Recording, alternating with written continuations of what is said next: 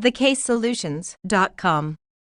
Hey guys, this case is about Marvel Enterprises Incorporated, Case Solution and Analysis. Introduction. Marvel filed for bankruptcy on October 1, 1998, after losing $105 million in the year 2000, Elber's 2004.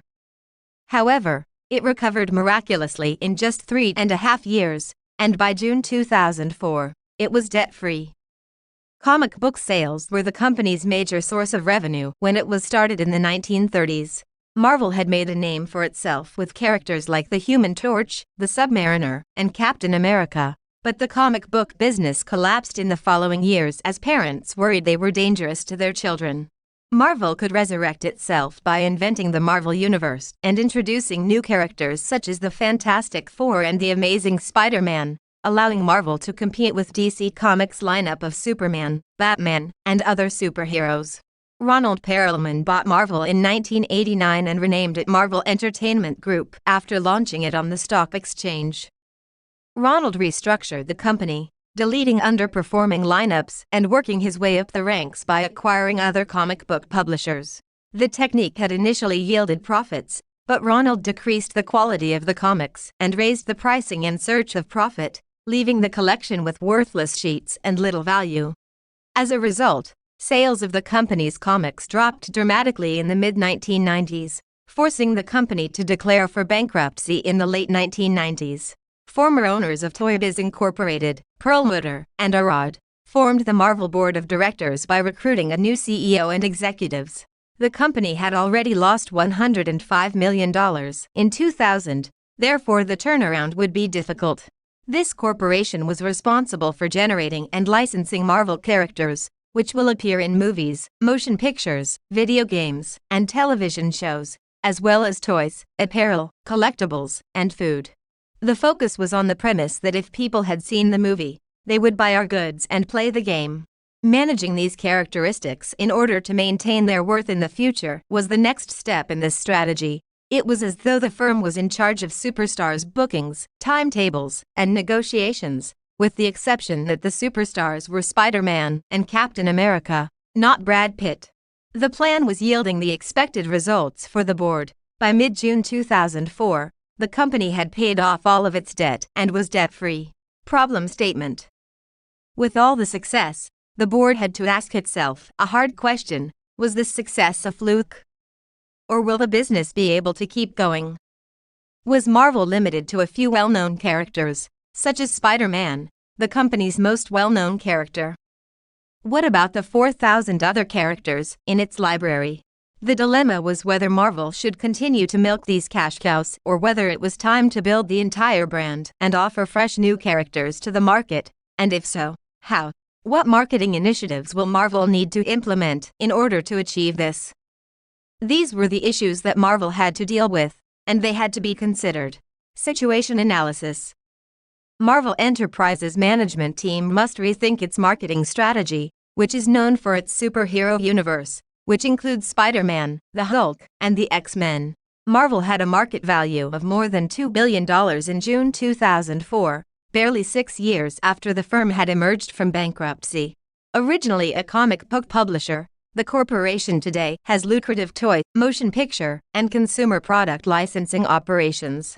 However, there are still some reservations regarding Marvel's business model and growth prospects. Was Marvel's winning run a one-time occurrence? Was Marvel's success predicated on a few blockbuster characters, most notably Spider-Man, and should Marvel continue to rely on them? Or was it time to look for progress in a bigger cast of characters?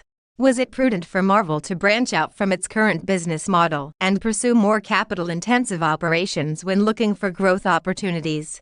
What marketing strategy would help Marvel maintain its current level of success in the future? Color exhibitions are included. SWOT analysis.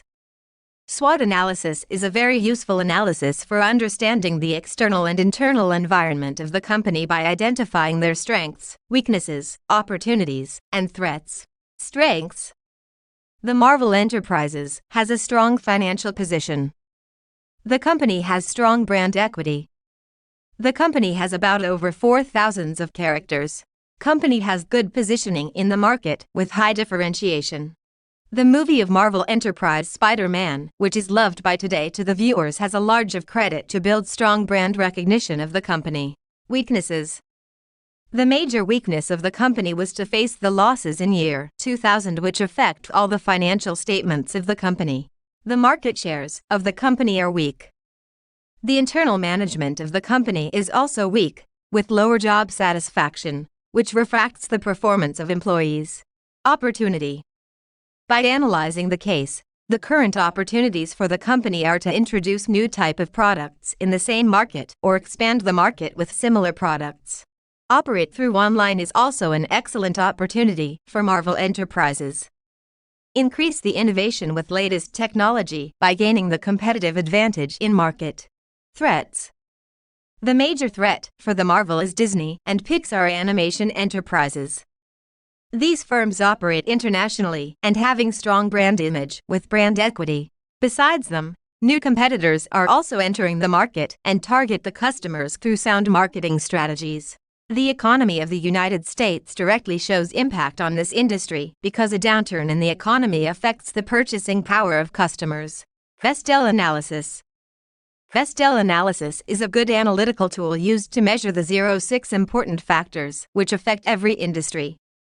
Those factors are political, environmental, social, technological, economic, and legal. Political factors. The political changes like elections strike new governments. These all things affect on Marvel Enterprise negatively. New rules, laws, and policies regarding property and products also affect on the industry. Change in politics also changes the rules and rates of taxation, which is also connected with property, and the Marvel Enterprises can suffer from these factors. Environmental factors. The changes in environment also affect the business of film industry. The global climate changes also affect the Marvel Enterprises. Social factors. Social factors also affect the film industry in United States. Age, culture, population change. These all factors affect the company. Change in perception, attitude of viewers also affect the film industry. Technological factors. The existing technology which company use and the new introducing technology both create vital role in film industry to gain market share and competitive edge. If the competitor has advanced technology, then the Marvel should update the technology according to trend because technology in film industries speaks a lot. Economic factors. Economic factors like growth or decline in economy, taxes, inflation rate, interest rate, and changes in level of employment, these all economic factors affect on Marvel Enterprises. Increase in inflation and decrease in economy gives negative impact on Marvel Enterprises, as in 2008 faced by company. Legal factors. Legal factors are the factors which are strictly followed in United States by any of the industry. The Marvel is also bounded by legal factors like license, health, and safety of characters, laws related to shoot the movie and launch the movie. All these legal things are to take on much more consideration by Marvel Enterprises. This is just a sample partial case solution. Please place the order on the website to order your own originally done case solution. Thanks for watching this video. Please like and subscribe our YouTube channel. If you want any case study, visit our website thecasesolutions.com.